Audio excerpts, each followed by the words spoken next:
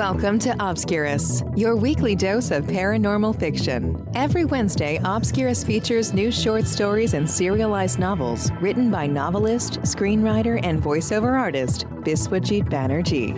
The realm of the paranormal stretches far beyond the usual horror story. So while you'll get to listen to lots of ghost stories on this podcast, there will also be many tales of lesser-known paranormal themes. To get us started, here is your host, Biswajit Banerjee.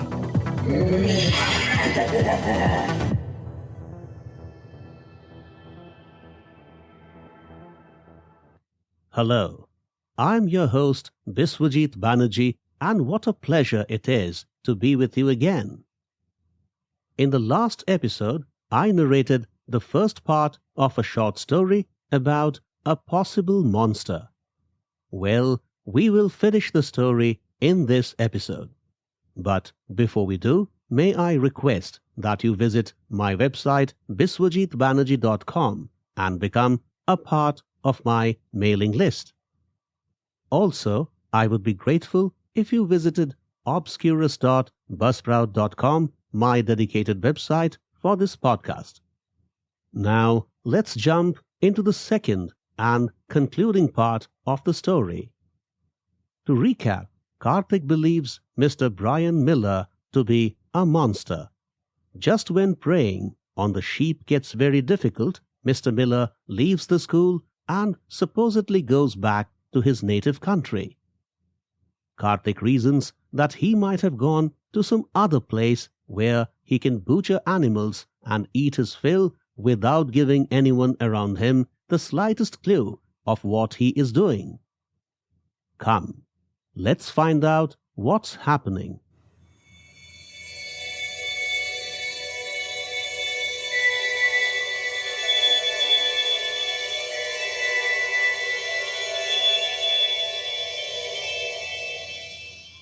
The Creature, Part 2, written and performed by Biswajit Banerjee.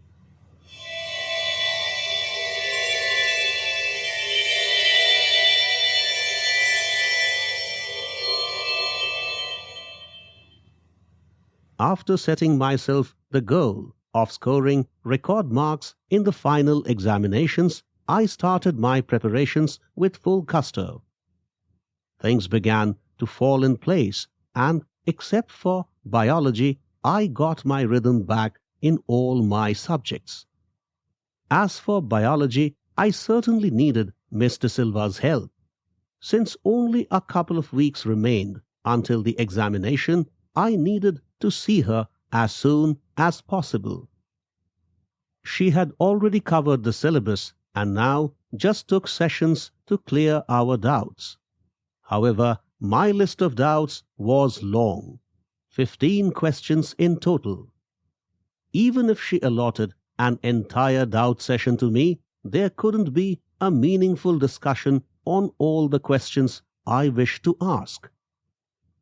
Besides, I didn't want to ask all those questions in the presence of other classmates, as some queries, I guessed, were too easy by the standards of the toppers.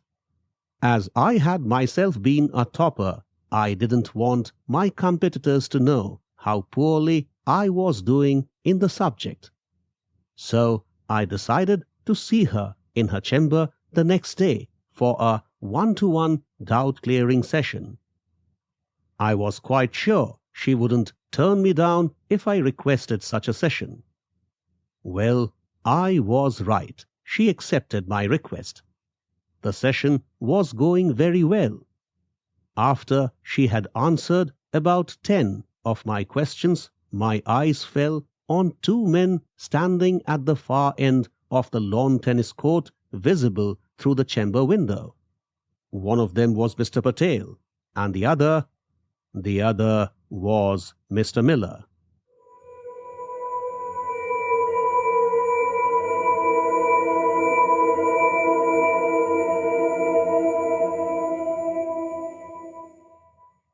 What the hell?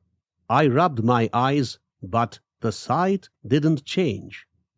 No doubt the other man was Mr. Miller. All my concentration dried up. My restive movements caught Miss De Silva's attention. "What's wrong, Kartik? Why aren't you listening to me?" she said. "Ma'am, that man." I pointed at the two men. "Who are you talking about?" "The one in that red t-shirt." "Oh, you mean Mr. Miller," she said with a beaming smile. "You must be delighted to see him again. He is back in school." "But he was gone for good, right?" "Well, we thought so, but Mr. Miller managed to resolve the issues in Wisconsin. He has joined the school again. Not all students know about it yet, otherwise we would find boisterous celebrations all around. Don't you think so?" "I'm not." "You don't seem to be happy, Kartik. What's the matter?" "Ma'am, something is wrong with Mr. Miller," I said, unable to hide the secret anymore. "What is that supposed to mean?" Now that I had spilled some beans, I had to spill the rest.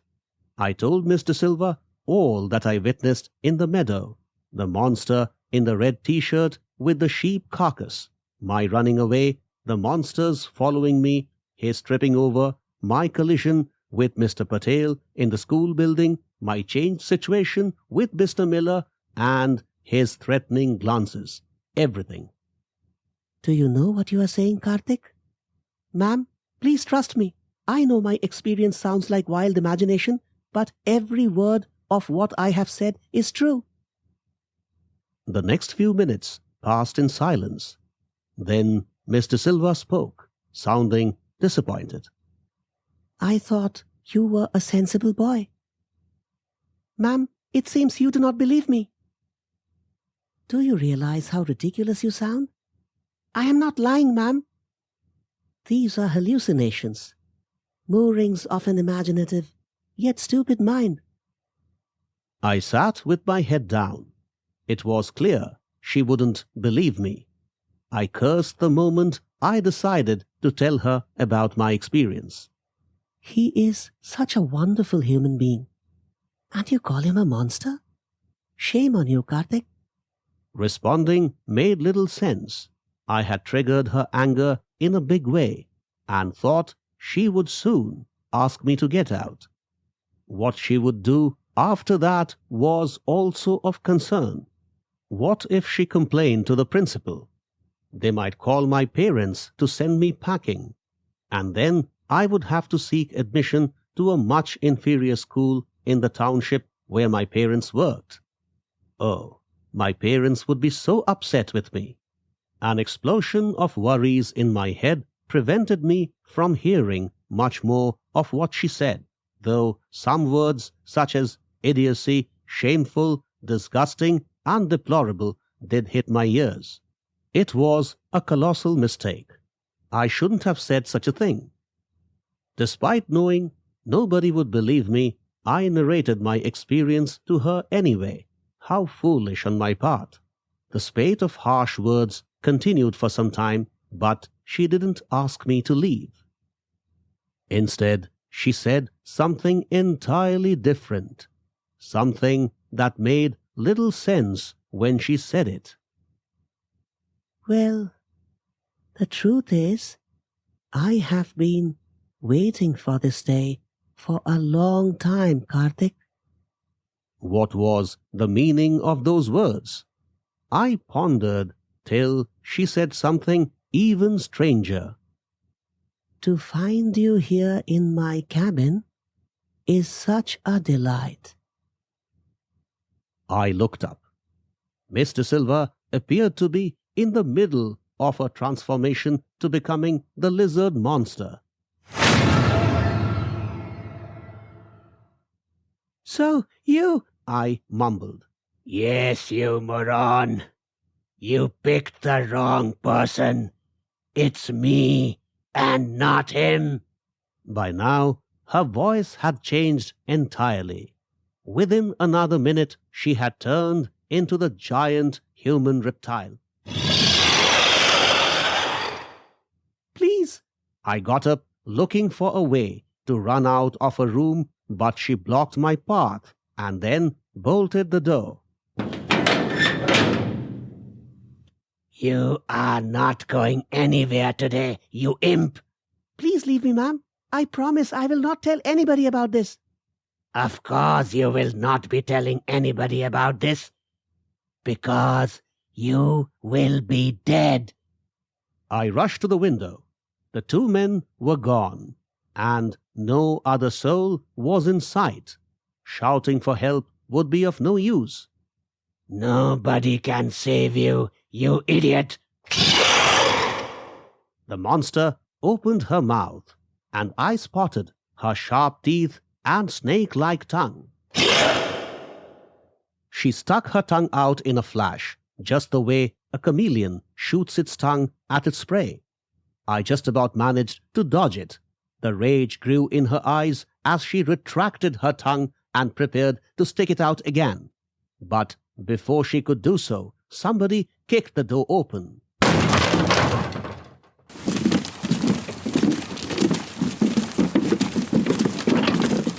Five people clambered in: Mr. Miller, Mr. Patel, a policeman, and two policewomen. All the cops were armed. Your dirty games are over, Agnes. Time for you to surrender to the police now. The monster turned around. Brian, you. So the boy has already told you. No, he didn't tell me anything, but I guessed there was something fishy going on. When Kartik spoke about the monster the other day, I knew something was up. An intelligent boy like him would not tell us a cock-and-bull story, would he? I believed him and concluded there was a monster at large. And I also understood he suspected I was the monster. When I wondered why he should think of me as the culprit, I concluded he spotted something common between me and the monster. Then it struck me you had asked me to get you a t-shirt identical to mine. So I reasoned that he might have seen you in the avatar of the monster, of course, in the meadow. My suspicions grew into near convictions when I got a chance to look through one of your mind maps. You had left it behind in the library rather recklessly. Perhaps you thought it was a mere mind map of random scribbling and schematics, and nobody would make any sense of it. So, the paper's with you.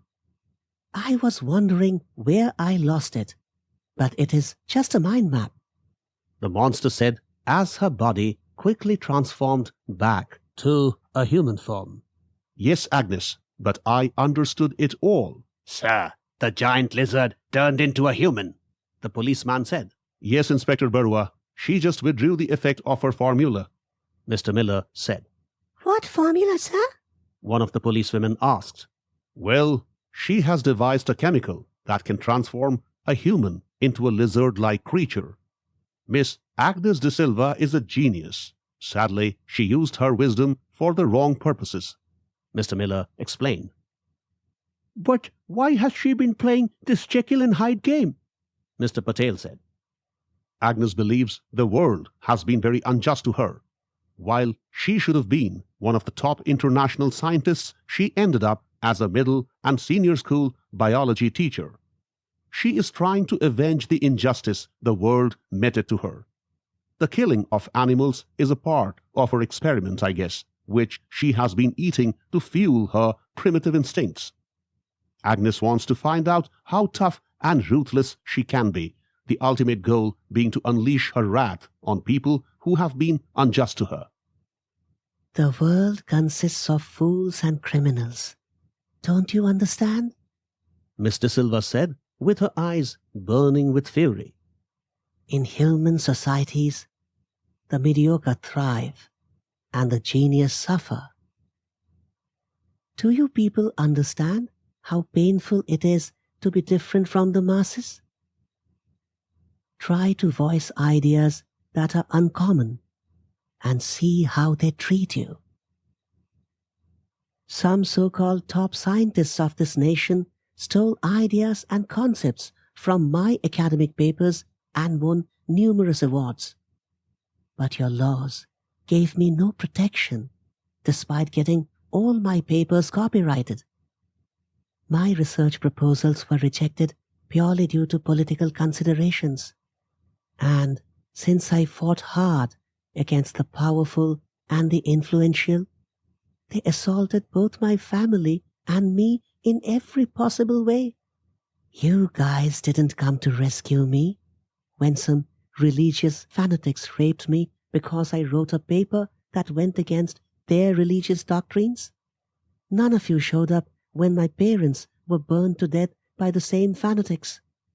No one protested when the political bureaucratic nexus endorsed the stance of those criminals rather than siding with me, the one person who has always had the guts to tell the truth. We understand people did wrong things to you, Agnes. But what you are doing is also wrong, Mr. Miller said. It is easy for you to say that, Brian, because you haven't lived through my experiences. But Agnes, what are you trying to do? Perfect a method to kill those who harmed you? Even if that is my intent, what's the issue?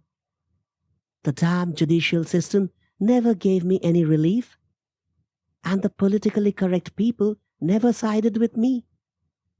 So, why is it wrong for me to obtain revenge from those who harmed me? One of the policewomen handcuffed her. Don't touch me, you bitch! Mr. Silva said. You will be under detention till we produce you before a magistrate, The policeman said. To hell with you and your bloody magistrates! Please calm down, Agnes. Mr. Miller said. Shut up, Brian. You have stabbed me in the back. What you were doing was wrong, Agnes. You even wanted to kill this boy. Mr. Miller pointed at me. No, Brian, I wouldn't have killed him. I would have just instilled fear in him and warned him against opening his mouth. No matter what you guys think of me, I could not kill an innocent human. But yes, I will kill those who spoiled my life. No, Mr. Silva, you can do no such thing. The law will take care of you, The police inspector said.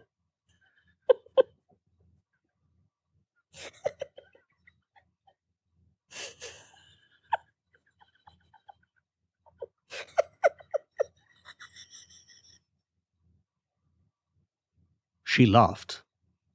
I'm surprised. Despite being a cop, you don't understand the law of the land. What will you tell the court? That I have a formulation that can turn me into a monster? They will think of it as a piece of science fiction. There is no law or precedent in judicial cases that covers a crime of such a nature. And what evidence do you have about my being a lizard woman? That some people witnessed my transforming from a lizard into a human?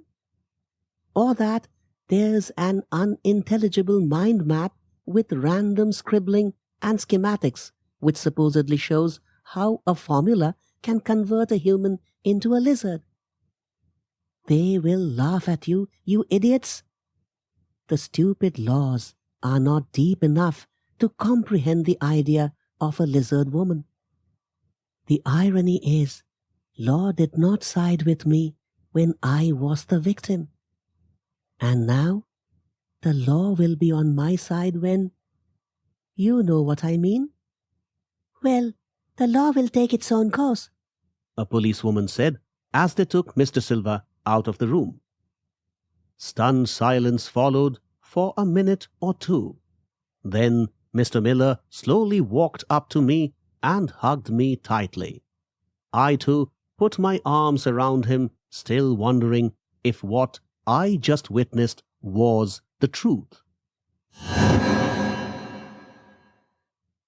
2 years after the police arrested Miss De Silva, right after we appeared in the matriculation examination, we got the news that the district and sessions court exonerated her of all charges. The court found the accusations baseless and pulled up the police for presenting a case that was no better than a piece of science fiction. Oh my goodness, Miss De Silva was spot on about the law of the land. However, no one had any information about where she went after she was released. All the teachers, including Mr. Miller, would never discuss Miss De Silva or her deeds. Sir, where do you think Miss De Silva is now?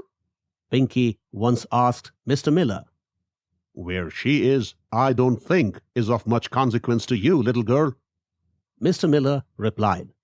What a heartbreak it was for Pinky. She never imagined the man of her dreams would call her little girl.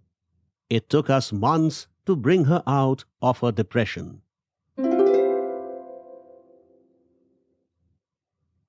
"15 years have passed since I graduated. Now I am a top cop myself. The department regards me as one of India's best detectives. The reason they have assigned to me what may be described as the decade's most challenging case. Several politicians, religious leaders, and bureaucrats have been murdered in one of the South Indian states over the last couple of years. The murderer, for sure, is extremely intelligent. Despite using all their resources, the forensic teams failed to unearth a single piece of evidence connected with these murders.